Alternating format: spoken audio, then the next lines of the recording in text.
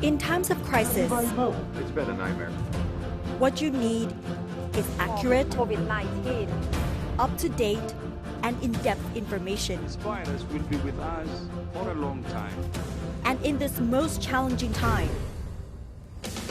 when the whole world is being ravaged by the most frightening pandemic, there is no easier way to stay informed than to stay home. Hello everyone. Welcome to Thai PBS World Tonight. And stay with us. Thai PBS World. We bring Thailand to the world.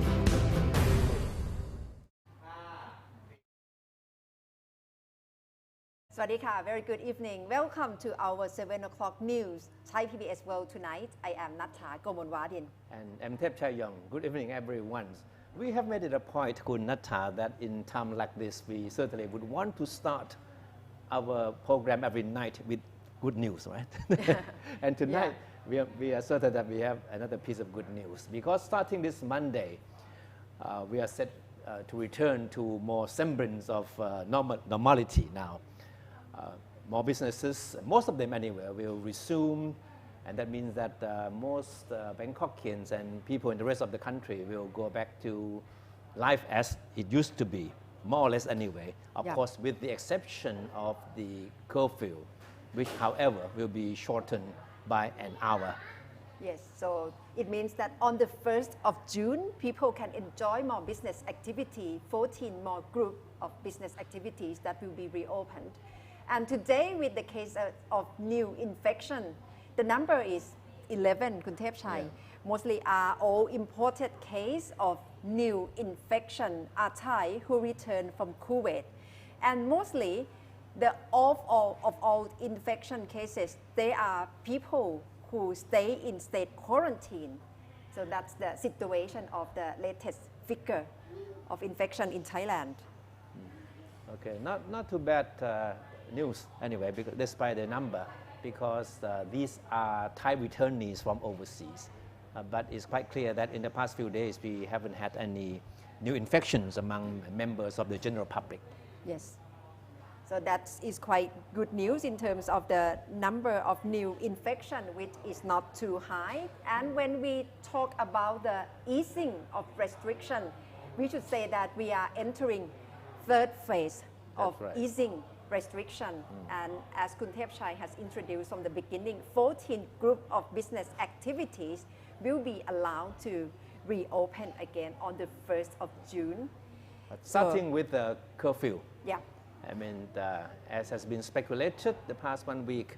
the curfew hours have been shortened by an hour. Yes. So from Monday on, the new curfew hours will be between 11 p.m. and 3 a.m. the next morning. Yeah. It was 4 a.m. In the past few weeks, but starting this Monday, it will end at 3 p.m. That will facilitate people who are so-called early birds, who have to rise and go out very early. People who sell products in markets and people who have to work morning shift, right? Yes. So they have to leave home very early. So the 3 a.m. is very appropriate time for these people to go back to their normal life again. Yeah, it's quite obvious in terms of easing of restriction on curfew, shortening the hours, but it doesn't extend from 11 to midnight because they have the point that they would like to prevent people from drinking outside and would like to stop those nighttime activities. That's why curfew has still to remain at 11 o'clock, but shortened to 3 a.m. in the morning. So let's take a look at the outline of the easing of restrictions. In addition to curfew hours shortening, its opening hours of shopping malls extended to 9 p.m. Kun Thep Chai. It's good news for shoppers who have 1 more hour to do your round of shopping. Yes. And certainly, it will certainly add some impetus to the economy. So starting Monday, you will have 1 more hour to do your shopping. Yes. And now let's take a look at business activities allowed to resume on the 1st of June. Convention and exhibition centers So that's good news for organizer of big seminar convention after having been to stop for about 2 months. And amulet markets and centers. This is quite interesting for Thai That's right. society, Kun Thepchai. I think for foreigners who are not familiar with the so-called amulet markets and centers, Yeah. they could be surprised as to why this has been such a subject of debate for weeks now. In fact, the amulet markets and centers have been playing a very important role in the Thai unofficial economy, part of the economy, because Thais, many Thais anyway, I mean, they are lovers of amulets, which can fetch very high prices in trading in these places. So after these markets and centers have been suspended, the circulation of money certainly has been curtailed Yeah. to some extent, because of the money doesn't change hand as much as it used to in these places. So starting Monday, you can see a lot of active scenes at markets and centers for amulets, when traders began trading their valuable pieces. Yes, but they are not allowed to be too close to one another, and they have to wear face mask for the activity in the amulet markets. And the next group which will be relaxed is hairdresser and barbers to open for hair dyeing. That is quite crucial, especially for women who want to dye the hair, because it will take quite long hours. And then good news for the visitors of beauty clinics and salons, and of course those who tattoo lovers. I mean, you must be deprived of your favorite pastime for months now. So starting this Monday, you can go back to your favorite places for your beautification and tattooing. Yes, but for beauty clinics, exceptions still remain for facial services. And the next group, fitness centers, health massage parlors, are allowed to be resumed again on Monday. Fitness center, health massage parlors. And also stadiums, bowling and skating center for exercises and training are allowed to resume as well, including ballroom dancing, theater and cinemas, limited to 200 people for session, and zoos. So if you look at this list of businesses and activities, I think it's quite clear that life is certainly going to return to normality to a very, very large extent starting this Monday. So there are only a few exceptions. I mean, for example, the boxing stadiums, I mean, certainly will stay closed for quite a while, because of fears that it could be a source of spreading of the virus. So boxing stadiums and even sport stadiums with matches with spectators, I mean, that's still something that still off the table for the moment anyway. And for cinema, seating arrangement will have to be reallocated in terms of people who come together for two persons. They can sit next to each other, but then they have to alternate 3 seats for the next guest in the cinema. That's to maintain social distancing. And then there's a question of the state of emergency. The government, as we all know, has been under a lot of pressure to lift the state of emergency, which has been in effect for the past 2 months or so. In the debate in the House of Representatives the past 3 days, I mean, this has been a major topic, the call for the government to consider lifting the state of emergency. So according to the Secretary General of the National Security Council, it's most likely that the state of emergency will be lifted at the end of June. So that means starting July the 1st, the state of emergency will be gone. So today, the Prime Minister has assigned Deputy Prime Minister Visanu Krungam to head a committee to study the possibility of using alternative legislative in the event that the state of emergency will be lifted. So that means that the government is prepared to end the state of emergency and is now in the process of studying other laws that could be introduced in its place. So this another piece of good news in the waiting anyway. Yeah, so that's they would have to reconsider, and the government especially Prime Minister said that the state of emergency will be lifted after the end of the fourth phase of easing restriction. So it would be the last That's right. step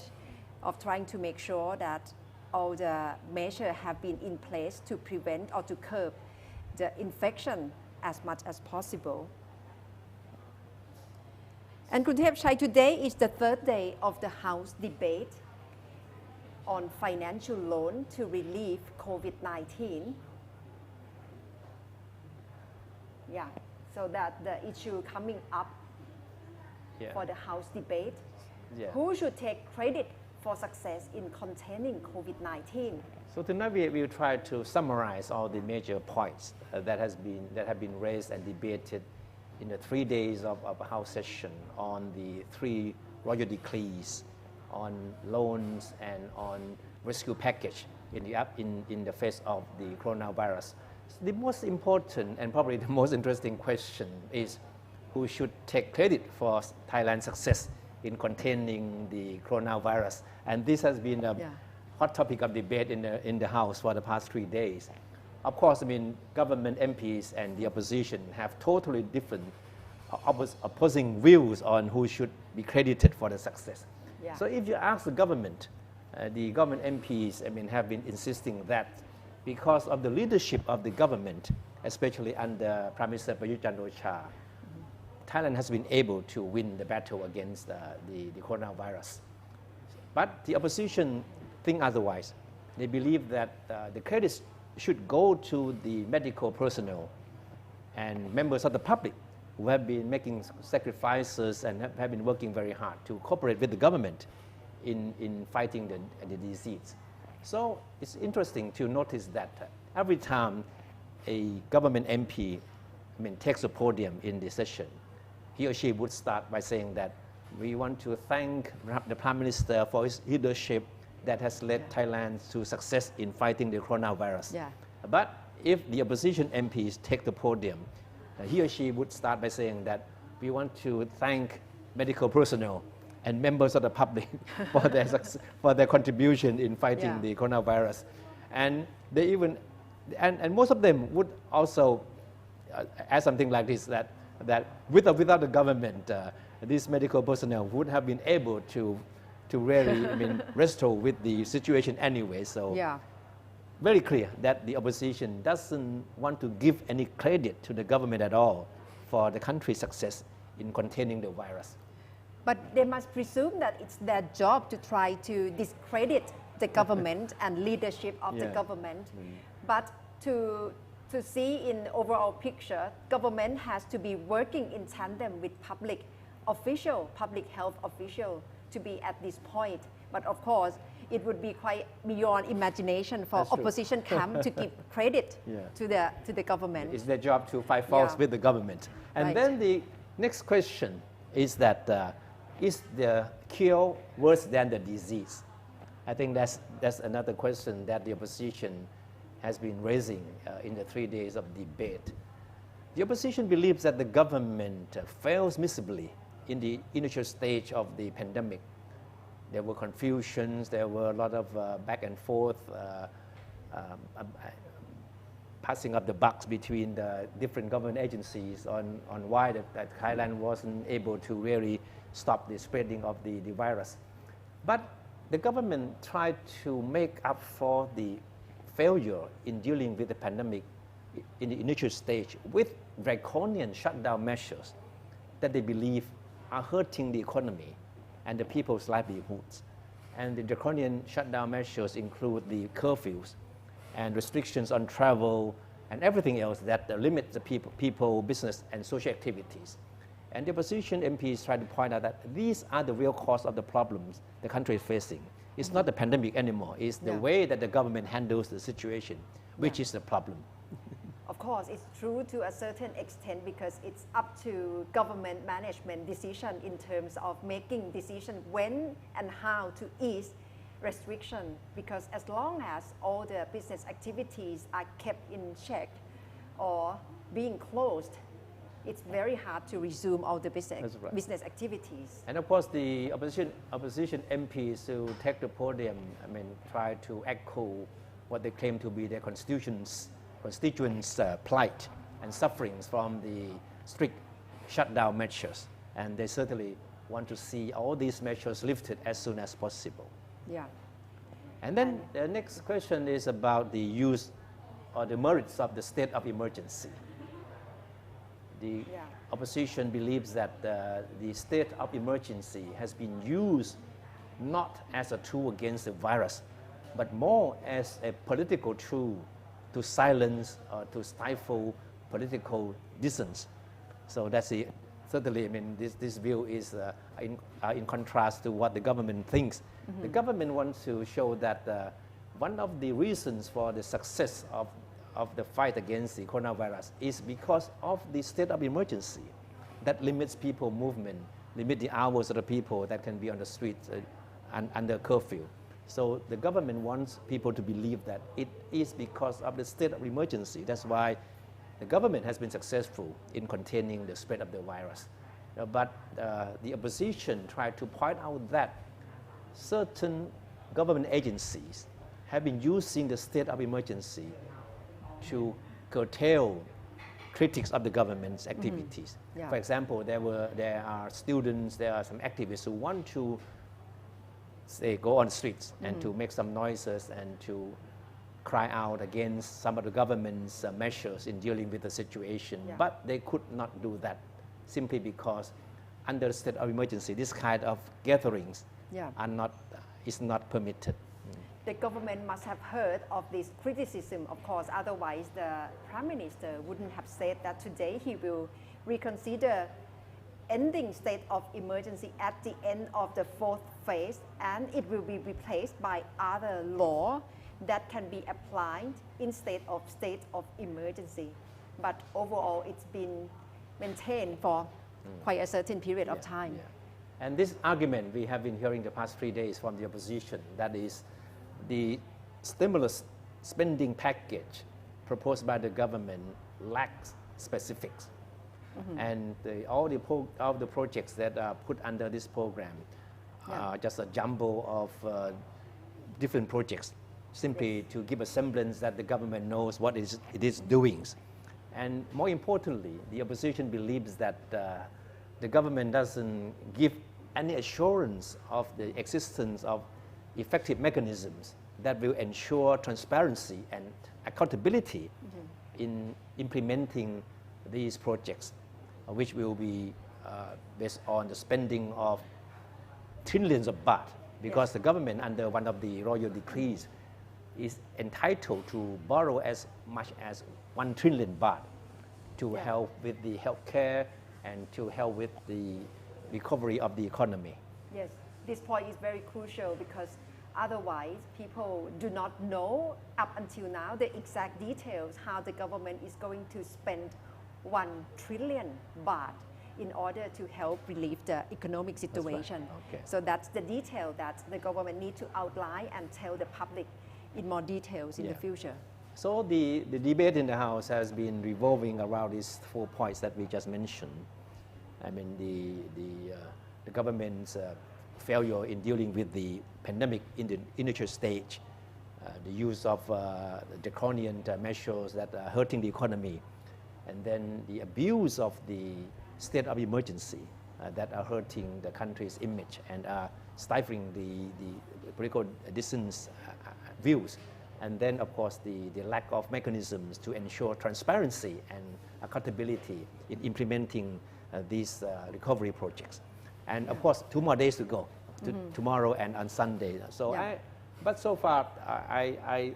we noticed that the speakers from the opposition bloc have not diverted from these 4 main points. Yeah, so we shall listen more for 2 more days in the House debate, how things will play out at the end, and the vote itself would be very interesting, Kun Thepchai. But it's a foregone conclusion that the government will have these 3 degrees passed of course. Without much trouble, yes. because it controls a very convincing majority in the House now. Yes. We remember that there have been defections of MPs from some opposition parties, right? Right. So from a government with a slim majority at the beginning. The Prayut coalition now is in strong command of a very convincing majority in the parliament. Yeah, they can sail through all the votes because they have majority vote in the parliament. And talking about economic impact from COVID-19, Kun Thepchai, airline industry has been facing the most difficult situation. And today we know that Boeing have to cut jobs more than 10,000 in order to survive and being part of its restructuring program. Let's take a look at this report. Boeing is cutting more than 12,000 jobs through layoffs and buyouts as the coronavirus pandemic seized the travel industry, with more cuts to come. One of the nation's biggest manufacturers will lay off 6,770 U.S. employees this week, and another 5,520 workers are taking buyout offers to leave voluntarily in the coming week. Air travel within the U.S. tumbled 96% by mid of April. To fewer than 100,000 people on some days, it has recovered slightly. The Transportation Security Administration said it screened 264,843 people at airports on Tuesday, a drop of 89%, compared with the same Tuesday a year ago. Boeing had said it would cut 10% of workforce that numbered about 160,000. A Boeing spokesperson said Wednesday actions represent the largest number of job cuts, but several thousand additional jobs will be eliminated in the next few months. The layoffs are expected to be concentrated in the Seattle area, home to Boeing's commercial airplanes business. The Defense and Space Division is stable and will help blunt the impact of the decline in air travel and demand for passenger jets. It's just that to get back to the peak where we were, the kind of growth rates we saw before this pandemic, you're going to need a vaccine. People are going to need to feel good that there's no risk. And that's really an 18-month process. So until then, it's going to be difficult. Boeing said additional job cuts will be made in international locations, but it didn't specify numbers. CEO David Calhoun said on Wednesday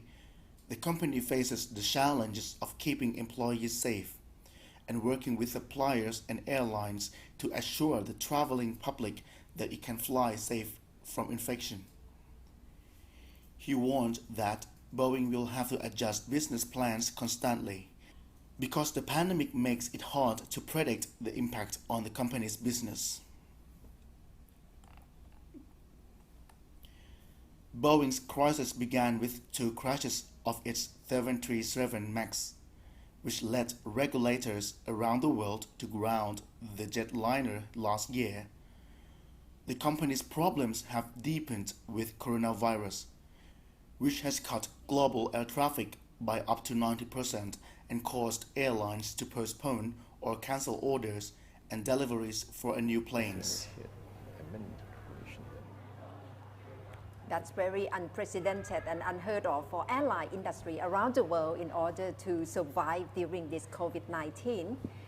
And in the US right now, we can see the heated debate between the US president and very well-known social media like Twitter, even threatened to shut down Twitter. And right now we have Kun Nat Bunak join us for this story. What's really going on between the President Trump and Twitter, Kun Nat? We can feel that the heat is going up and it's not going to stop there because finally President Donald Trump has signed an executive order to remove some of the legal protections given to social media platforms such as Twitter as well as Facebook and YouTube. This will give the Trump administration the power to regulate those companies for the way they police content on their platforms. Moreover, President Trump also said that the U.S. Attorney General William Barr will start drafting the law immediately to regulate social media companies. So, of course, it has been rooted from the debate between President Trump and Twitter with the mail-in ballot tweets. It seems quite a big decision to decide to use executive order. But what's the power of the order? Okay, the power of the order here is that the executive order that has been signed recently is to clarify the Communications Decency Act, or widely known as Section 230. Section 230 allows online platforms such as Facebook, Twitter, and YouTube to have legal protection in certain situations. Under this law, social networks are not generally held responsible for content posted by their users, but can engage in blocking inappropriate content, whether it's considered obscene, harassing, or violent. But to keep it simple for this situation, the Trump administration wants to take control over the social media platforms through this executive order. But in reality,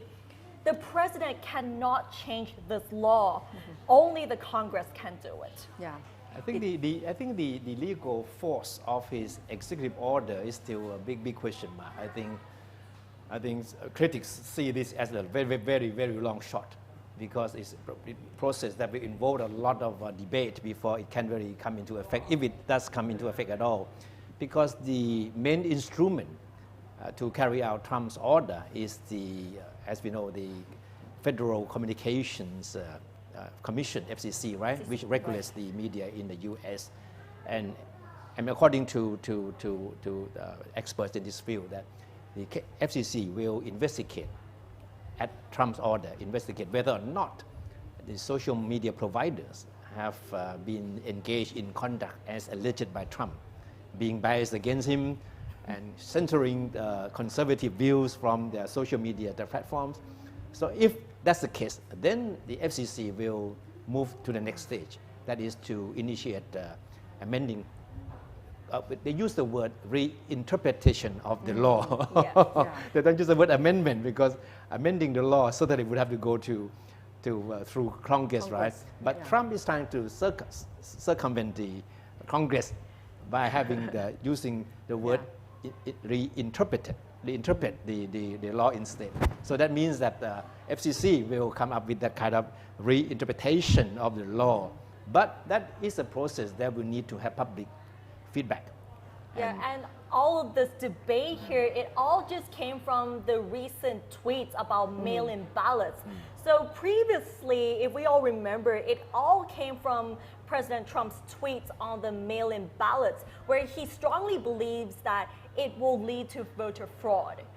as it's almost close to the presidential elections. He thinks that mail-in ballots or mail-in votings might lead to fraud. And on Twitter, has put a fact check at the bottom of his tweets. So that made him really furious about it, because he now thinks that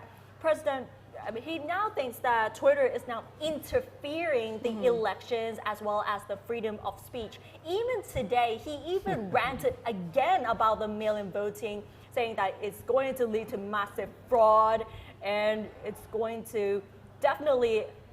be the end of the great Republican Party. No, it looks like Trump has a love-hate relationship with Twitter. Big love-hate relationship. Don't forget the fact that Twitter has been the main channel of communication for Trump. For years, right? A big channel for President Trump to insult the other parties. Like before, remember the feud between President Trump and Nancy Pelosi and other politicians who he doesn't really like, and to make his personal comments about the politics and the American society. But this time it seems like Twitter is it's like his own platform already, because he used it to attack many leaders around the world. Pretty much everyone. And he has 80 million followers on Twitter. So what's the reaction from other giant social media like Facebook, other company? What's their response? So let's start with Facebook. The CEO Mark Zuckerberg has has mentioned during an interview, he believes that censoring a social media platform would not be the right reflex for the government concerned about censorship. He also believes that Facebook, as well as other social media platforms, should not be the arbiter of truth for everything that people say online. Besides Facebook, Twitter, and Google, who owns YouTube, believes that this executive order will definitely hurt the freedom of speech, the economy, as well as its global leadership on internet freedom. So they cannot let their guard down either. For social Definitely. media company, they have to fight against this executive order. I'm pretty sure every single social media platform disagrees with what President Trump is actually doing. Okay. Thank you very much, Kun Nat. Thank you. And in UK, they have another way to fight COVID-19. They have hired a certain company to train young kids to exercise at the stage of COVID-19. Let's take a look. We're going to pick that virus up, we're going to catch it, we're going to kill it, we're going to bin it, we're going to take a step back, we're going to wash our British hands. Army 5, veteran 4, Mike 3, 2, Hamilton 1. prepares to lead children in a military-style game designed to boost their resilience and mental health at a time of particular stress. The children's mission is to pick up the virus, a small ball with wooden blocks, race to a trash can and drop the ball inside before pretending to wash their hands.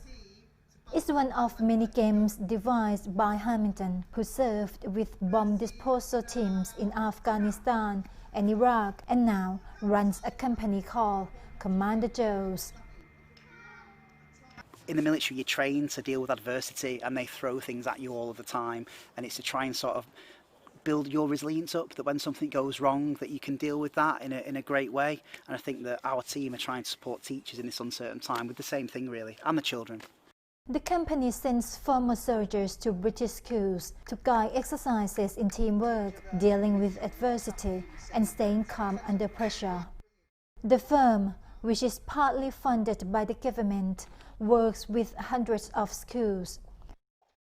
One of them is Sittheeamorn World Academy in Manchester, where Hamilton is helping pupils deal with any anxiety caused by the virus. An 8-year-old student who took part in the Catch the Virus game said it gave him a confidence boost. Because it makes me feel confident about not feeling about coronavirus is gonna get me. Sophie Murphy, executive head teacher at Wise Our Trust, says the key is giving the children a friendly and positive environment. I think in terms of the current situation that we're going through, it's that really friendly face, they're always positive, it's creating that positivity around the children. It's about ensuring that the children's worries are alleviated by giving them different activities to complete in a fun and engaging way. Today is the third day of the House debate on a financial loan for COVID-19 relief and what's the situation so far. And if you would like to see what's the future of the Thai economy, how should we see it? Right now we have Kun Kiat Sittheeamorn, former president of Thailand's trade representative and Democrat Party MP joining us. สวัสดีค่ะ So thank you for joining us. Always a pleasure. It took you more than an hour to get from the parliament to our studio, More or right? less, more or less. Because of traffic jam. So that means So the that economy must be back on track. life is back to normal now, right? We still live in a very unusual way. All right. Yeah. So, That's right. okay, after 3 days of the House debate, do you feel more enlightened now? I would not choose the word enlightenment or enlighten. I think I hope the government actually have a good listen to all the things that all the MPs, regardless of their sides, have to say. You know, the atmosphere in general in the House has always been, it's a lot more constructive than 10 years ago, if you like. You believe so? Yeah. I think so. Yeah. Actually,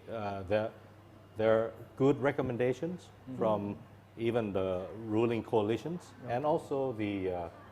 opposition parties. And actually, if if they really pay attention, the government actually do pay attention, there are lots of good ideas, good suggestions that can be used in practice, and it will result in a betterment of the use of fund. It's a lot of money. Yeah, certainly. 1.9 trillion. It's a lot of money. Yeah. But if you ask me, 1.9 trillion would be enough. If you look at all the amount of borrowings that many countries have to do, 1.9 is not a lot. In fact, comparing with the scale of challenge that we're facing at this point. No, but the opposition believe otherwise. They believe that the amount of borrowing is far beyond the necessity. That I mean, some of them making political statements more than actually calculating what is needed. But be that as it may, I think that I'm impressed with a lot of good suggestions by a lot of people. And if you listen well, and if you have open heart, I would imagine that it would be so useful for the government to take it on. And so far, in the content that you put in the debate, you raised the question on where does the source of money come from, and it's still not quite sure. Can you just elaborate your point? There are 3 royal decrees, right? The first one is 1 trillion, and that 1 trillion is obvious. It's a loan. It's borrow. The government needs to borrow, create a special debt to take that money, 1 trillion, and use for monthly allowance, actually,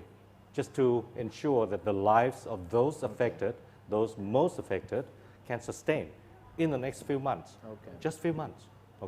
That would cost already 500,000. 500 billion baht. 500 billion, right? And the other half, I would imagine that we still need to take a look at how it will be used. And that's one of the point that I raised in the House. You have to make sure that all the money is well spent, and it really put it where it's needed. It's really needed. So it's very important to ensure that that would happen. Otherwise, it just watered down the drain. The other 2 royal decrees, one of them is special soft loans, $500 million, 500,000 million soft loans for SMEs, and 400 billion is for the debt instruments in the market, in the capital market. These 2 portions, the government has not made it clear where they got to get the money from. But I can imagine, after they gave me some response, no matter how vague it is, I think they still have to issue the bonds and raise the money from public, and it will be used. And there is risk. If it's not properly used, the risk is the country will have to pay, and the country will have to pay. It means the debt to the people. So that's why I have asked for clarity as to how they will go about it. What is the process that they would use to ensure that the bullet really hit the target? And we don't have many of the bullets. We have limited bullets at this point, and it's obvious. We have limited bullets. Every one of them must be effective. Every bullet must be so efficient. It must hit the target. It hit the bullseye. Absolutely. Otherwise, it's a waste. And all the waste is the cost to the people, to the country. So that's why I raised that issue. So back to the 400 billion baht that the government said will be used to stimulate the economy at the grassroots community levels. I think that's the general picture that has been given by the government. But the point made by the opposition over the past 3 days is that the spending plan lacks specifics. And what we have seen so far is just a jumble of projects, put together from different agencies, nothing concrete. I agree with that observation. According to the royal decree, that 400 billion is to help rehabilitate the economy. That's right. Now, you need to rehabilitate those who are affected. So you must not spend, in principle, you must not spend the money from this decree for new projects. You need to rehab those who almost die in the last few months or in the next few months, then you rehabilitate them. They are just out of the coma. You rehabilitate them so that they become back to good health, be strong again. So that's why that is one of the points that I have raised in the House, that I was puzzled by the explanation by the Prime Minister himself and also the Minister of Finance and also the NESDB Secretary General, Kuthotsaporn. They said they will try to use that 400 billion for the new projects, like smart agriculture. Some of those are very good projects, but they're not rehabilitating those who are in deep trouble. So those projects, I'm supportive of that, but it should be from the normal year budget, normal annual budget. That would make sense, okay? But the 400 billion is intended, it's clear, it's stated clearly in the royal decree that 400 billion is used to help rehabilitate the businesses and the economy. Now, if you try to separate those affected in terms of business into groups, you have three major groups. One is like a V shape. Affected? Yes, but can get back to good health very quickly. And then you have the U-shaped one, like construction industry, real estate industry. That's the U-shaped one. It takes a bit of time, but you need to spend a little bit more money to help them to get back on track. Then you have the L shape. They hit down,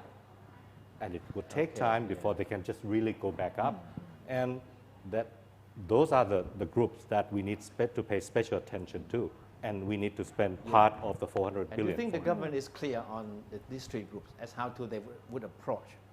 in dealing with these three different groups? I thought I was clear. You were clear, but is the government clear? I also show the grouping, which was well studied. It's not by me. It's by a number of experts in the industries. They did a very, very detailed study as to which industry are most affected or least affected, and they divided them into three groups. So these three groups need special attention, different attentions. And my other point is that how can you use the same committee who actually work on monthly allowance, a quick money to go out to people to sustain lives, to the problem of sustaining some of the businesses which have three groups of different requirements. So it's just impossible. And I take a look at other countries as to how they do it. Most of them actually have a separate committee because the task is too overwhelming. It's a big task. And no one man or no one group can actually do everything in such a short period of time. So my suggestion is to set up additional committees with proper expertise and also that looks good in the eyes of the public, to give public the confidence. With credibility. It's very important, If you spend the money, no matter how good you are in spending the money, but people do not feel confident in the way you do it, then the public will not actually be happy and approve it. You said that the government should minimize the risk in spending the money. So what would be your recommendation of minimizing? Just to make sure you actually spend money on the real problem, real issue, and nothing will go to waste. That's why I compare it just like when you have limited bullets, you must make sure every bullet hit the target. It's very important. So the design, which means the design of the project has to be really right on. It has to really, hit the nail on the coffin. That's right. Right? Just to be so precise. And you cannot be precise by not, if, for example, Kun Thepachai, you are in trouble. And I said, I have money, Kun Thepachai. How can I help you? You would tell me your need, right? Yeah, definitely. And whatever I do to help you will fix your problem. So that's what I'm asking for. Participation of by those is affected to tell the government what is needed. So you think it looks like things are most likely to be top down? If from where I see it at this point, that's why I have a certain concern. You know, I've been through 2 crises. The first time, financial crisis, and when Kun Chuan was the Prime Minister, I was his advisor. And the second time was when Kun Apisit was the Prime Minister, I was his deputy. And we've been through many of at least 2 major crises, not as heavy as this one. It's the most challenging this time. Okay, there's no doubt about that. But we have to be so focused. We have to make sure that every dime or every baht that we spend actually hit the nail on the head. That's right. You know, so from where we have seen the details that is provided by the government up to at this point, it's not sufficient to make us feel confident. But it's not too late. It's still possible to adapt, to change. At least you change the process, you install more committees with the right expertise and credibility, and you talk with the representative of the people you want to help, the industry you need to help, then,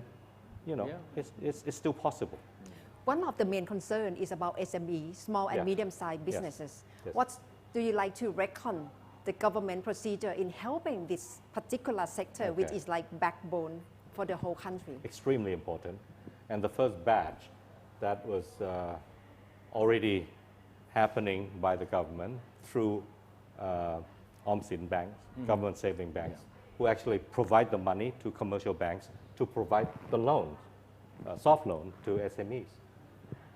I discovered by talking to the bank managers myself. I went to them. I said, you did your homework well. I have to. I don't speak what I don't know. Okay. So I went to see them. I said, how is it? And you know, the branch manager told me that actually it's not up to the branch at all. That actually was quite shocking. It's all the head office of all major banks. Actually, they already put together the list that they want to lend the money to. And you will discover that to avoid the risk, they would lend to those who can pay back. So they're good customers. They're not in need. And that's the first batch. And so that's what I point out to the government that, hey, you need to change. You need to have special committee for that. For the moment, the royal decree do not require a special committee to screen who is needed, who actually is in need of these soft loans. It's up to the banks. So if there is a risk for the banks to have bad debts, they will not lend the money to. I would bet with you right now, you know, we all know that those affected are hotels, tourism industry. Right. I would bet with you that not even single dime goes to the hotel industry and the tourism industry at this point. Why? Because they are at risk. They are high risk. and 57 billion went out, and it's all gone in 2 days. And that's not what we are supposed to do. But if that is true in general, I mean, because you're talking about one certain cases, right? But if this is true in general, what does it tell you? It tells you we need a special screening process by a group of people with the right expertise who are impartial. You cannot ask the banks to decide who they need to lend to without writing down a specific conditions, right? We issued royal decree during 1997 and 2008, 2009, the 2 crises we faced. And during that time, we have specifically spelled out the conditions of how the money would be spent. And this is not the case at this time. So I'm just asking the government to do that. So what should happen is that the government or agencies concerned should have a list of SMEs that deserve this kind of help. At least the industry. That is affected. And then you have to go company by company, you know, as to you actually need it or not. Then it's so simple. Very simple. You look at the income, monthly income. If it drops like crazy by 30%, 40% per month, oh yeah, you badly need the money. To actually, what is the objective in providing this? So you don't lay off the people who will become the burden that's the ultimate in the aim. society, right? But you hope, and that's why the loan is designed for 2 years, which means you must be able to sustain the adjustment period of 2 years. That's true. Right? And not to lay off people unnecessarily if you can hold on to them. And believe me, companies love to hold on to the good ones that they have to depend upon during the good times, when the economy is back. Kun Kiat, you seem to like to suggest that the government should appoint independent committee to make a decision for the whole process The of screening spending. process. Yeah, the screening. So who should appoint those committees? The government can do it, actually. And I like to see participation of the private sector. You have the Joint Standing Committee, Board of Trade, Federation of Thai Industry, Thai Bankers Associations, business associations. We have 500 business associations. They're all know their stuff. They're good people. Yeah, definitely. You know, they should be part of the committee. Secondly, I really like to see the NGOs, the groups that actually oversee the spending of these monies. You know, they are impartial. They will be a good watchdog to ensure that there is no corruption or no conflict of interest in the process. For the moment, the 400 billion, you know, they gather all the projects by NESDB, approved by NESDB together with Ministry of Finance, and then at the end of financial year, NESDB is again the one to provide the report. That's not good governance. Okay. No. Okay? There's no checks and balance. You need that. Besides your concerns with how the stimulus spending package will be implemented, right? It seems that you also are concerned with the lack of what is seen as the lack of transparency and accountability, right? Well, because according to the government statement, they said, well, we have enough mechanism to monitor the spending. Every 3 months, they will submit report to the cabinet to find out whether or not all these programs are implemented transparently or not. But do you think that's enough, that kind of mechanism, a very official mechanism? During Miyazawa and Thai Kem Kang, the two crises we faced, we actually announced it when we approved the project and put it online. People can provide immediate feedback to the government. It's very transparent. That's what I'm asking for. Okay. Secondly, in fact, every 3 months is too slow because the condition of all of this special money has to be spent within the financial year, 1 year. So a lot of money to be spent in 1 year. So you must be so well prepared, which I don't see it at this point. Now, if you're so well prepared and you're going to spend 1.9 trillion, right? I would expect at least weekly report to the people who owns the money. It's so easy to provide the report. Why 3 months? Why? I don't understand. It's very easy. Because you're talking about saving the economy, saving people's livelihoods, right? Exactly. And you know, during the way we managed the crisis of COVID, the spread of COVID, why we do it daily? If we can do it daily, so people are well informed, people feel comfortable with the status, and that's what we're looking for, the confidence of the public. So the money, a lot of money, spent in a hurry, in a very short period of time, we need a proper check and balance and information flow to the public, so just to help each other, which is the mutual interest, to help each other, ensuring that the money is properly spent. This should be put on the weekly agenda of the cabinet meeting, and then have a weekly press conference to report the progress. At least, at least. That's what I would imagine. Otherwise, how can you spend 1.9 trillion in 1 year? If we lack all those mechanisms, what would be impact on Thai economy overall? Oh, don't be so negative. I made very constructive recommendations. I hope they take it. I do hope that they will take it on. It's very easy, I insist, very easy to set up 3 committees to oversee the 3 groups of companies that need rehabilitation. Very easy, okay? It's so easy to set up 1 committee to oversee the loans.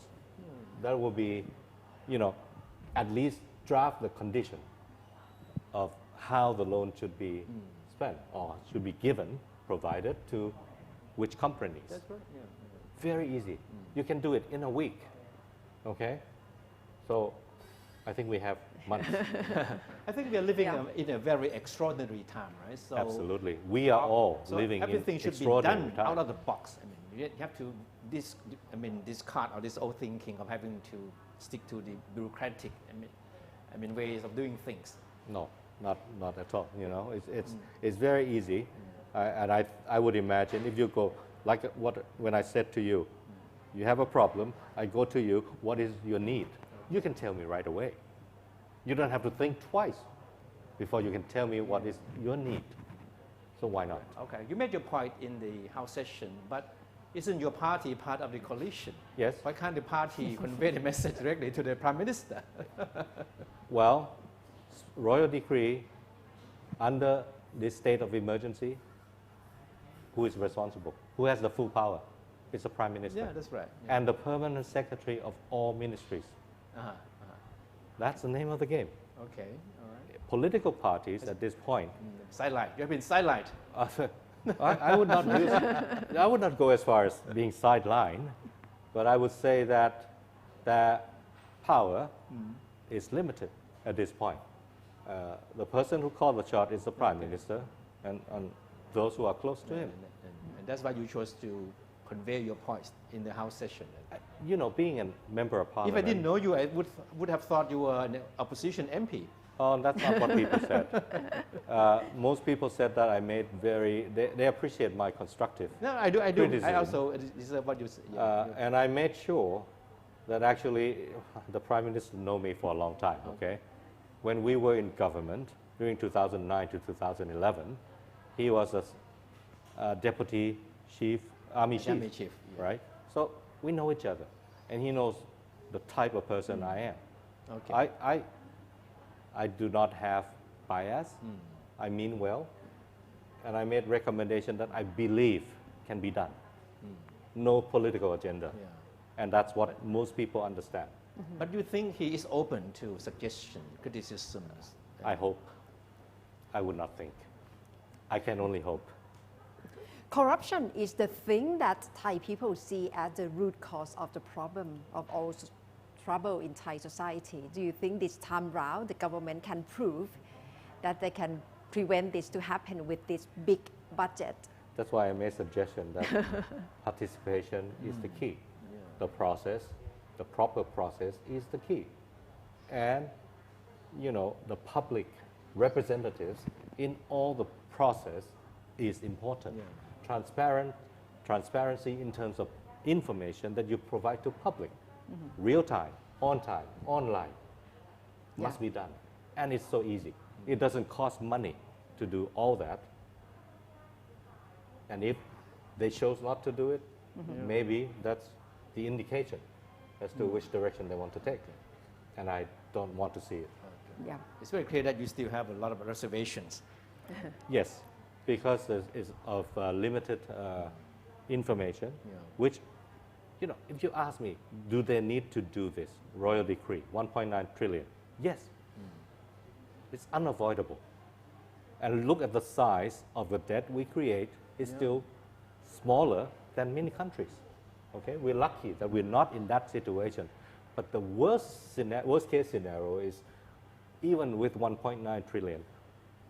we cannot even spend it properly. And that will be the disaster for our economy, which I don't like to see. It's still possible. It's still possible to make sure that we go back on a good track. So the government keeps saying that everyone is in this together. So we in this together during the pandemic. So we should be in this together throughout the whole process, right? we have this debt together. But in fact, we can only be in this together if we are all having a system of joint accountability. Okay. There is no power without responsibility. Now, the decree gave the government superpower, special power, in extraordinary time. They must have accountability. And what I'm suggesting, get the people on board, get the industry on board, and we all can be jointly accountable to everything we do with 1.9 trillion, and that's how we achieve the best result. Yeah, participation is the key. Yeah, fundamental of good governance. Okay. Thank you very much, Kiat, for providing your insight into this House debate and how the government should be spending the money. But please stay on, carry on staying with us. Always. And that's Thai PBS World Tonight in English. And right now we would like to speak with Kun Kiat more in Thai version. So stay on with us. ชัดเจนดี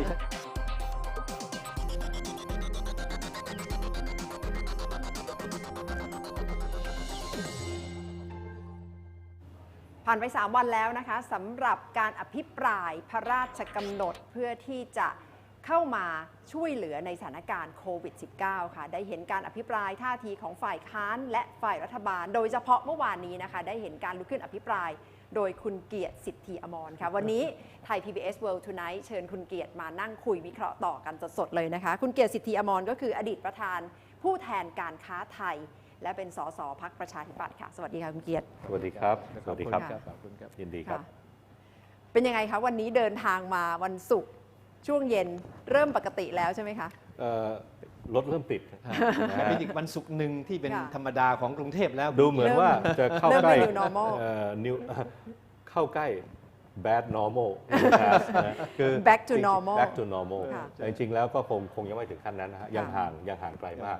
ในแง่สถานการณ์ที่เราต้องเผชิญกันอยู่นะครับก็ยินดีฮะเมื่อวานนี้ก็มีการพูดคุยกันวันนี้วันที่3เรายังเหลืออีก2วันนะครับคุณเกียรติคิดว่า3วันที่ผ่านมานะครับประชาชนก็ตั้งความหวังไม่สูงนะเพราะว่ากันพูดถึงเงินก้อนมหาศาลที่สุดเท่าที่เราเคยเห็นมาในชีวิตใช่ไหมตั้งความหวังไว้ว่าจะมีความเห็นมีข้อเสนอแนะที่เป็นประโยชน์สร้างสรรค์จากสสทั้งหลายเนี่ยคุณเกียรติคิดว่าประชาชนนี่สมหวังไหมถ้าผมดูบรรยากาศทั่วไปนะเมื่อเทียบก็ผมเป็นสสมาก็สมัยที่3ถ้ารวมมีสมัยหนึ่งที่ไม่ได้เป็นสสก็4สมัยละที่เห็นสภานี้ผมว่าบรรยากาศบวกขึ้นนะฮะคือแม้กระทั่งฝ่ายค้านการใช้วลีทางการเมืองลดลงเยอะมากแต่ใช้ PowerPoint เยอะมากซึ่งหมายความว่าคนที่มาพูดเนี่ยต้องเตรียมตัวนะทำการบ้านมาเตรียมข้อมูลไม่ใช่วาทะแล้วต้องมีตัวเลขต้องมีหลักการมีเหตุผลมีทุกอย่างมายืนยันซึ่งก็ผมคิดว่าก็ชื่นชมฮะทุกคนพยายามได้อย่างดีนะครับไอ้วลีเด็ดๆว่าดีเสียดสีน้อยมากน้อยลงไปเยอะมากเมื่อเทียบกับการเมืองในอดีตก็ทำให้เรามีความหวังนะครับมาถกเถียงกันเรื่องเนื้อหานะคะเนื้อหาก็เยอะครับบางคนก็หยิบยกปัญหาก็มีหลายรูปแบบบางคนก็ถ้ามาจากเป็นสสเขตนี้ก็จะมีในพื้นที่เลยนะฮะปัญหาในพื้นที่เป็นอย่างไรนะฮะแม้กระทั่งเรื่องที่การลงทะเบียนการขึ้นทะเบียนนะครับเพื่อให้ได้เดือนละ 5,000 บาทเนี่ยอย่างผมเองผมเคยเจอนะฮะครูคนหนึ่งก็ฟ้องผมเลยครับเห็นผมปั๊บนี่วิ่งเข้ามาฟ้องเลยนะครับว่าคุณแม่เขาเนี่ยลงทะเบียนไม่เป็นคนในพื้นที่จังหวัดหนึ่งรับจ้างฮะบอกลงให้ขอครึ่งหนึ่งโอ้เก็บค่าหัวคิวแพงมากฟังแล้วแบบหดหู่เลยนะครับคือหดหู่เพราะไอ้คนที่ทำอย่างนี้มันทำได้ยังไงนะฮะซึ่งรัฐบาลต้องยอมรับว่ามันมีปัญหาแบบนี้เกิดขึ้นจริงๆทั่วเกือบทุกจังหวัดอ่ะครับมันไม่ใช่เป็นสิ่งที่ต้องปฏิเสธใช่ไหมครับแต่ความจริงมันมีวิธีอื่นคือถ้าเป็นผมเนี่ยนะครับผมจะใช้วิธีว่าถ้าผมดูว่าให้เงินไปถึงมือคนที่ไม่มีเงินอ่ะถูกไหมอันนี้เป็นเงินก้อนเพื่อประทังชีวิตถูกไหมครับเดือนละ 5,000 บาท3 เดือนให้อยู่ได้ไม่ตายไม่หิวนะครับบัญชีธนาคารเรารู้ไหมล่ะครับ มีเงินเท่าไหร่ยังไงจนไม่จนเอารวมมาเลยทุกบัญชีทุกธนาคารที่คุณมีรวมแล้วถ้าคุณมีไม่ถึง 15,000 เอาไปเลย 5,000 โอนเข้าบัญชีเลยทำไมต้องขึ้นทะเบียนใหม่ครับเรามีเครื่องมืออยู่แล้วไงฮะเอาละรัฐบาลไม่ต้องไปรู้ว่าคนไหนบ้าง แต่ให้ธนาคารส่งรายงานเข้ามาเอา AI ไปจับง่ายมากเลยนะครับใช้กลไกที่มีอยู่ทั้งหมดให้เป็นประโยชน์ใช่ไหมถูกต้องแต่ธนาคารต้องรู้หมดใครจนไม่จนยังไงใช่ไหมแล้วไม่ต้องมาแลกเปลี่ยนกันไม่ต้องทำ Data Big Data ไม่ใช่อย่างนั้น แต่เขาเป็นคนสกรีนและรับผิดชอบถ้ามีคนสงสัยตรวจสอบได้มันง่ายมากเลยนะครับแล้วมันจะเร็วด้วยนะเร็วมากเลยครับแล้วโอนเงินเข้าไปเลยครับถูกไหมฮะอันนี้จะเข้าเป้าได้เลยถูกไหมถ้าเราจะช่วยหลายประเทศทำนะครับหลายประเทศทำงั้นเรื่องอย่างนี้เอาละผมไม่ว่าเพราะช่วงที่เยียวยาที่ให้เงิน 5,000 บาท3 เดือนเนี่ย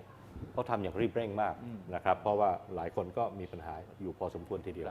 ก็โอเควิธีคิดไม่เหมือนกันไม่เป็นไรนะครับตอนนี้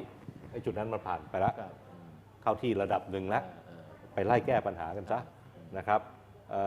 ต่อมานี่มันจะมี400,000 ล้านฟื้นฟูเนี่ยเงินก้อนใหญ่แล้วตอนนี้ไอ้นี่เรื่องใหญ่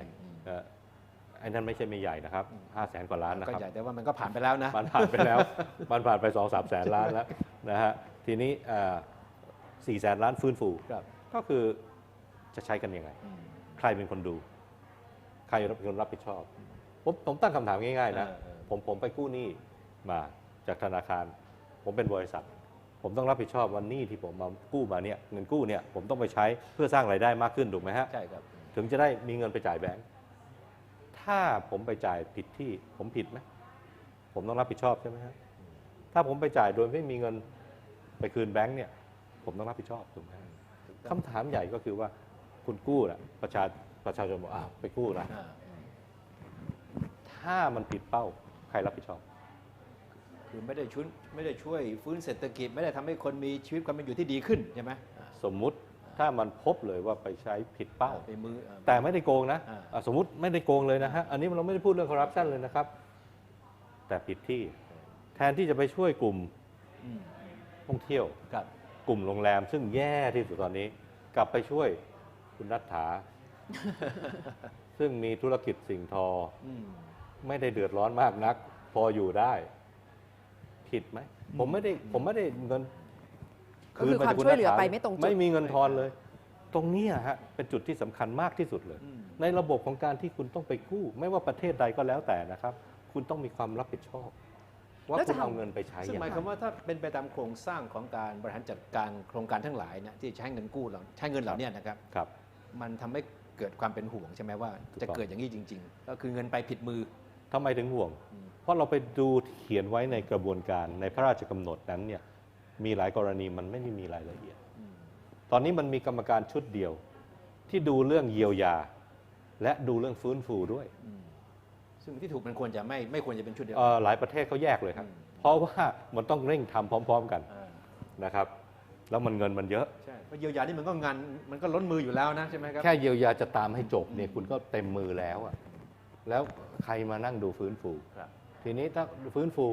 ต้องวางแผนด้วยนะไม่ใช่แค่ให้เงินอย่างเดียวนะถูกไหมแล้วแถม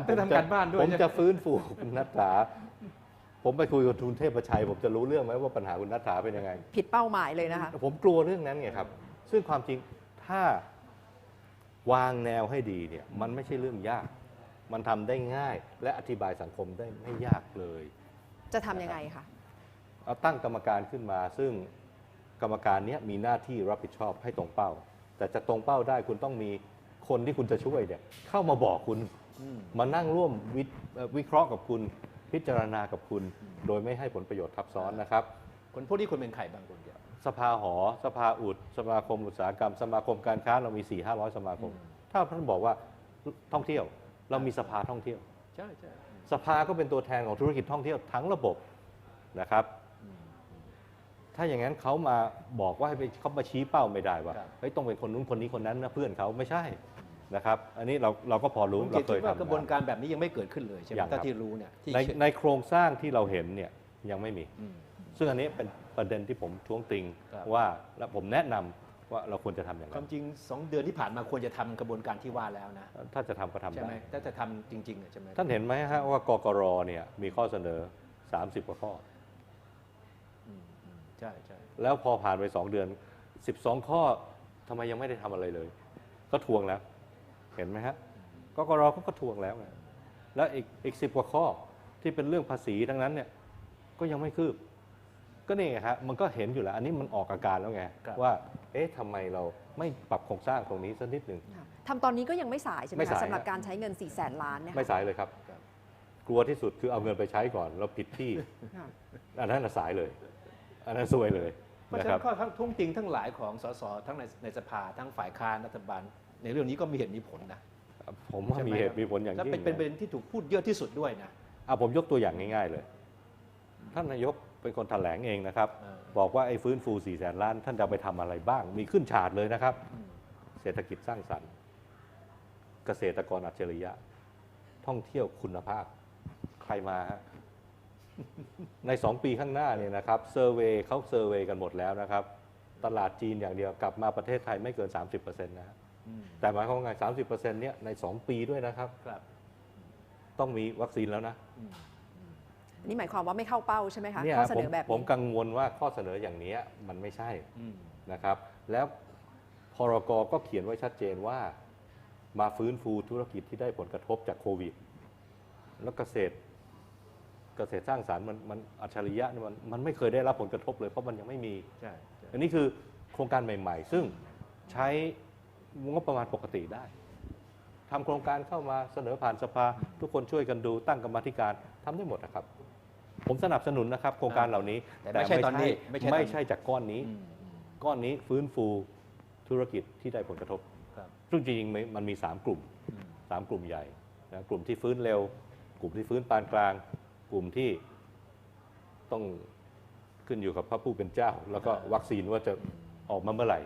อย่างนี้ฮะผมคิดว่าอันนี้สำคัญ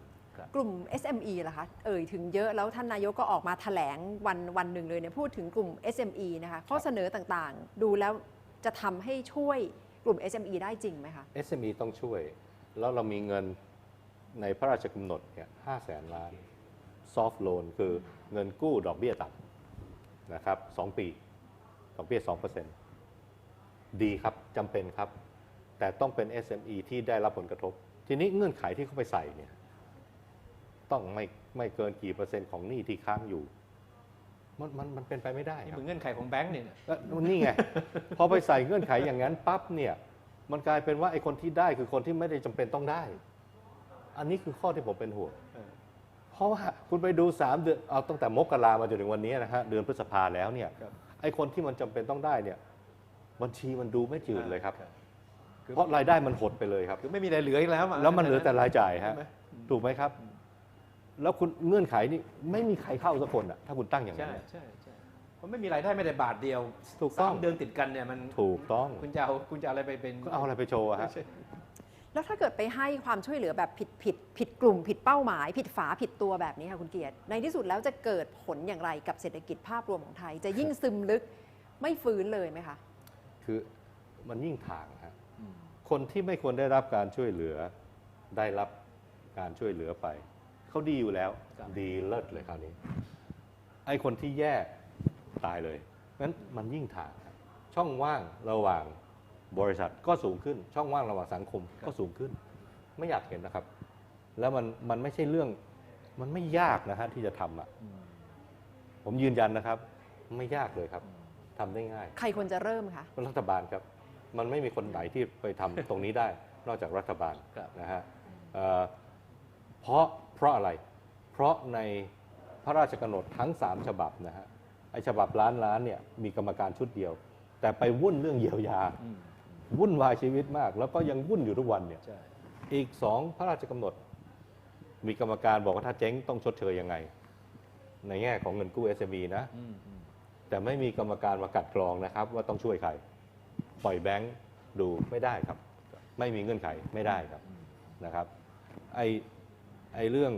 ที่ดูเรื่องสภาพคล่องเสถียรภาพพูดง่ายๆบริษัทเอกชนออกบอนด์ใช่ไหมฮะใช่ผ่านแบงค์ใช่ไหมครับถึงดิวต้องไปซื้อคืนสมมติบอนด์พันธบัตรมัน10 ปีนะครับไปซื้อคืนไม่มีเงินซื้อคืนแล้วนะครับรัฐบาลก็บอกโอเคตลาดทุนนี่สำคัญ ต้องหาเงินมาช่วยซื้อเท่าที่จำเป็นพอพูดอย่างนั้นปั๊บก็ต้องถามกรรมการที่ดูมีใครมีกฎกติกาหลักเกณฑ์ กติกาคืออะไร ใช่ไหม กลัวที่สุดก็คือไปช่วยเพราะมันง่ายครับถ้าคุณปล่อยแบงค์ดูนะแบงค์ก็จะช่วยคนที่แน่ใจว่าไม่เจ๊ง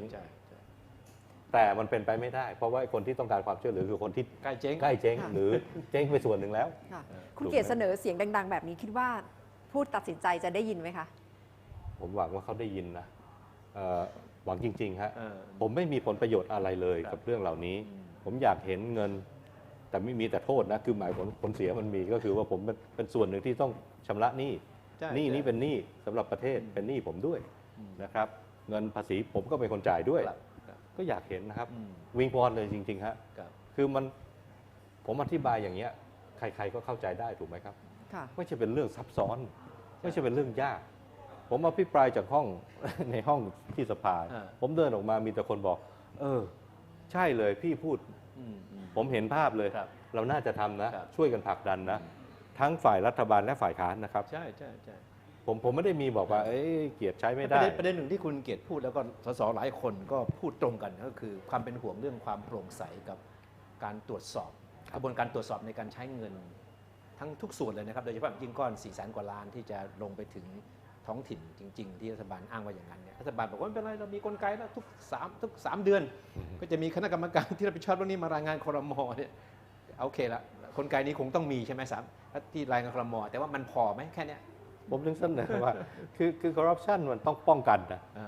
ไม่ใช่รอให้คอร์รัปชันแล้วผมไล่จับคุณได้ไม่ต้องห่วงมันต้องห่วงสิครับคือไม่ให้มันเกิดขึ้นมันต้องอย่าให้มันเกิดขึ้นแล้วคือจริงๆบ้านเราเนี่ยพูดเรื่องคอร์รัปชันเนี่ยแต่ไม่เคยพูดถึงเครื่องมือคอร์รัปชันปราบไม่ได้หรอกครับถ้าไม่ใส่เครื่องมือไปให้ถูกที่ถูกทางนะฮะคือซึ่งในเรื่องที่เราคุยอยู่เนี่ยยังไม่เห็นหน้าตาของเครื่องมือนี้เลยยังไม่มีครับคือเวลาผมพูดเรื่องคอร์รัปชันโอเคท่านนายกก็พูดอย่าไปกังวลมากเชื่อผมปปชเราก็มีสตงเราก็มีเขาตรวจไปแล้วใช่แต่ปัญหาของการใช้เงินเร็วก้อนใหญ่ภายในเวลาสั้นมากคือการออกแบบโครงการกรองผมไม่รอหรอกครับผมรอ500,000 ล้าน400,000 ล้านโกงไปแล้วมันได้ประโยชน์อะไรครับมาไล่จับ3 เดือนย้อนหลังเนี่ยมันช้าไปซะแล้วมีประโยชน์เลยครับเพราะฉะนั้นไอ้ตรงนี้การกรองเนี่ยมันกลายเป็นส่วนที่สำคัญที่สุดของการทำโครงการลักษณะนี้นะครับซึ่งจำเป็นไหมจำเป็นต้องกู้ไหมต้องกู้ผมก็บอกแล้วตั้งแต่พอผมเริ่มพูดผมบอกยังไง3 พรกเนี่ยผมยกมือให้นะครับเพราะจำเป็นอันนี้เห็นชัดแต่จะเอาไปใช้เงินยังไงเนี่ยมาดูกันหน่อยได้ไหมกระบวนการใช้นะคะก็คือตัวแทนสมาคมภาคธุรกิจต่างๆที่คุณเกียรติคิดว่าควรจะเข้ามาเป็นคณะกรรมการร่วมพอไหมคะแล้วประชาชนควรจะได้ภาคีเครือข่ายต่อต้านคอร์รัปชันเชิญมาเลยครับคุณประมลสุทธีวงศ์เขาแถลงข่าวนะฮะบอกอยากเห็นจริงๆว่าภาคีเครือข่ายต่อต้านคอร์รัปชันเนี่ยมีส่วนร่วม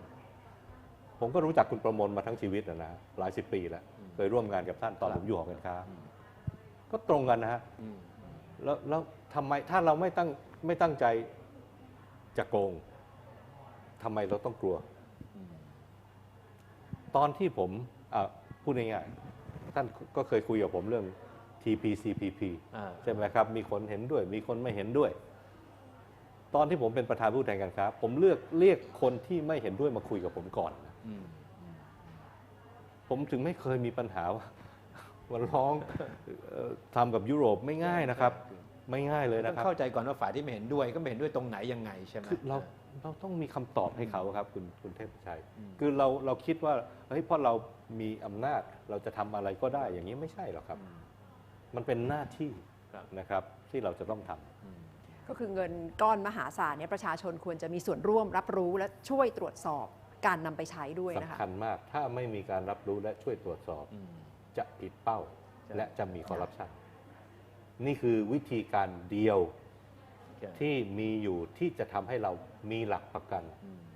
ว่าโครงการนี้กระสุนที่มีจำกัดตรงเป้าและคอร์รัปชันมีเครื่องมือในการกำกับดูแลตั้งแต่ต้นใช่ครับถูกไหมครับคือถ้าในยามวิกฤตเนี่ยผู้นำประเทศบอกทุกคนต้องมาร่วมมือกันจับมือกันช่วยกันเนี่ยเพราะฉะนั้นในช่วงที่เราจะฟื้นตัวช่วงที่จะกลับไปสู่ความเป็นปกติเนี่ย ประชาชนก็ต้องควรมีส่วนร่วมจับมือกันแล้วก็มีเสียงด้วยในการที่จะ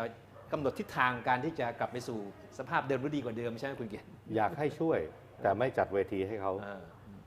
อย่างนี้ไม่ตั้งใจให้ช่วยนะถ้าตั้งใจและจริงใจว่าทุกคนต้องช่วยกันทุกคนต้องมีที่ยืนต้องมีเวทีและต้องมีน้ำหนักในสิ่งที่เขาพูดซึ่งหมายก็ควรจะมีเวทีที่แยกมาจากสภานี่เลยนะคือมาให้ทุกส่วนของสังคมมามีส่วนร่วมในการร่วมกันแสดงความคิดเห็นเรื่องนี้ใช่ไหมถูกต้องครับแล้วมันที่ทำก็คือ1กรรมการมีหลากหลายชุดได้และมีส่วนร่วมได้นะครับ2ข้อมูลให้สังคมรับรู้ทุกขั้นตอน3เบิกจ่ายไปแล้วถึงมือใครประมูลชนะไปช่วยตรวจสอบหน่อยสิ4เป็นผมนะครับผมให้สินบนนำจับเลยครับผมให้เลยครับน่าจะต้องมีระบบการแชร์ข้อมูลที่มีประสิทธิภาพมากๆนะคะ Big Data Cloud Computing นะคะทุกประเทศนะครับกำจัดโกงคอร์รัปชันแม้กระทั่งบริษัทใหญ่ๆคุณไม่มีระบบมันไม่ช่วยครับคุณพูดให้ตายก็ไม่ช่วยมันต้องใส่เครื่องมือใส่ระบบเข้าไปแล้วอันนี้นี่คือเรื่องที่ผมคิดว่าเราอ่อนมากสังคมเราไม่ได้เรียกร้องคือเราเรียกร้องเรื่องคอร์รัปชันใช่แต่เราไม่เคยบอกว่าแก้ไงแล้วจริงๆเนี่ยมันไม่มีทางแก้เลยนะครับอย่างที่ผมบอกถ้ามันไม่มีเวทีให้อย่างเป็นทางการและมีความรับผิดชอบแถมไปด้วยคุณจะมาช่วยตรวจใช่ไหมคุณร่วมรับผิดชอบนะถูกไหมผมยินดีฮะผมคิดว่าสังคมเราเนี่ยต้องไปในทิศนี้เท่านั้นไม่มีวิธีอื่นนะครับมีเวทีมีเครื่องมือสร้างการมีส่วนร่วมของประชาชนและข้อมูลข่าวสารเปิดเผยโปร่งใสเรียลไทม์ใช่คือถ้าเราสามารถจะมีหมอมาแถลงข่าวทุกวันเรื่องตัวเลขของคนเจ็บป่วยได้นั่นแหละสิแล้วว่าควรจะมีการแถลงข่าวทุกวันได้ใช่ไหมครับความคืบหน้าวันนี้ผมอนุมัติไป4โครงการไปทำที่ไหนแล้วมีเสียงร้องเรียนมาว่ามีเสียงร้องเรียนมาจากจังหวัดนั้นว่ามีการผมส่งคนไปตรวจสอบแล้วนะที่ร้องเรียนมาไม่จริงนะอย่างนั้นทำไมทำไม่ได้ครับคนไม่ได้กลัวไม่ได้กลัวการแถลงข่าวนะคนเขากลัวเงินไม่ถึงมือที่ควรจะได้รับถูกไหมครับแล้วถ้ามันมีช่องทางแบบนี้ประชาชนในพื้นที่ก็จะรู้ว่าเขาสามารถจะร้องเรียนได้ใช่ไหมถูกต้องเขาจะไปตรวจสอบแล้วก็ให้ข้อมูลกับเข้ามา1สินบนนำจับ2กันพยาน3ข้อมูลให้เรียลไทม์เอาเลยฮะผมท้าเลยครับมาคอร์รัปชันให้ดูเลยครับท้าจริงๆนะผมไม่พูดเล่นเลยนะครับ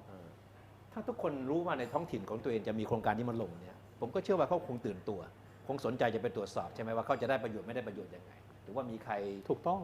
ชักเปอร์เซ็นต์ไปแล้วหรือเปล่ายังไงใช่ไหมคุณเทพประชัยผมยกตัวอย่างหนึ่งนะอินโดนีเซียมีปัญหาเรื่องศุลกากรมากทั้งชีวิตนี่มีปัญหาจัดอันดับทีไรเละเทะทุกทีไปจนถึงจุดหนึ่งเขาบอกไม่ไหวแล้วเขาทำไงวะฮะเปลี่ยนคนทั้งหมดเลยตรงที่หน้าด่าน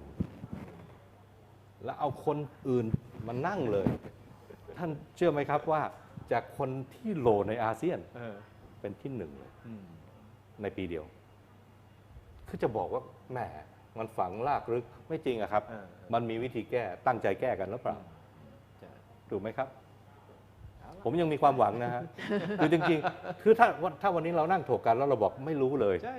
ว่าจะทำกันยังไงเห็นด้วยครับผมว่าเรารู้หมดอะครับว่าเราควรจะต้องทำยังไงมีใจที่จะทำหรือเปล่าคำถามมีแค่นั้นสำคัญที่สุดเลยนะคะมีความหวังต้องไม่ละทิ้งความหวังเราจะต้องทำให้เกิดขึ้นได้จริงๆค่ะเอาละค่ะ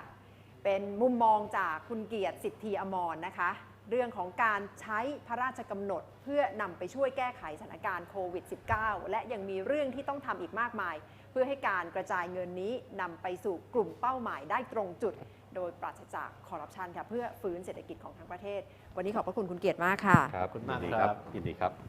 และไทย PBS World Tonight และคืนนี้กับไทย PBS World ลาคุณผู้ชมไปเลยค่ะสวัสดีค่ะสวัสดีครับสวัสดีครับ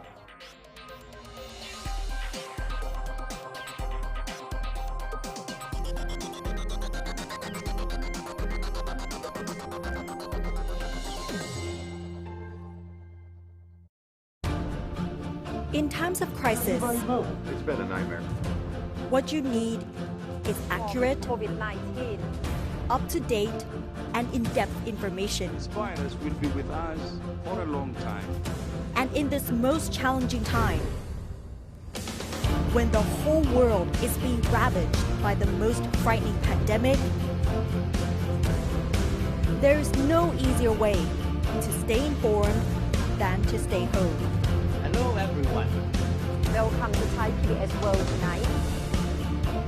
And stay with us. Thai PBS World. We bring Thailand to the world.